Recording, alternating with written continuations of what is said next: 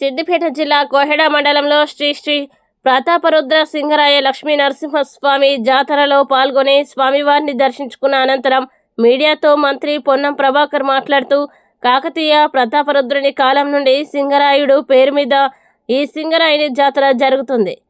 ఈ ప్రాంత ప్రజలకి సింగరాయుని జాతర విశ్వాసం. మోయతుమ్మద వాగులో స్నానం చేసి లక్ష్మీ నరసింహస్వామి వారిని దర్శించుకుంటారు. సింగరాయుని జాతరకి వచ్చే భక్తులకు ఎలాంటి ఇబ్బందులు లేకుండా ప్రభుత్వం నుండి అన్ని ఏర్పాట్లు చేశాం. ఈ ప్రాంతం అంతా మంచి వర్షాలతో ఉండాలి, పాడి పంటలతో ప్రజలంతా సుఖ సంతోషాలతో ఉండాలని స్వామివారిని వేడుకున్న అందరికీ సింగరాయ జాతర శుభాకాంక్షలు. అందరిపై లక్ష్మీ నరసింహస్వామి వారి ఆశీస్సులు ఉండాలి. తెలంగాణ ప్రభుత్వ పథకాలు ప్రజల్లోకి చేరే విధంగా ఆశీర్వాదం ఉండాలని కోరుకుంటున్నానన్నారు. కాలంలో ఉన్నటువంటి సింగరాయ జాతర అప్పటి నుండి ఈ ప్రాంత ప్రజలందరికీ ఒక విశ్వాసం, నమ్మకం, భక్తి.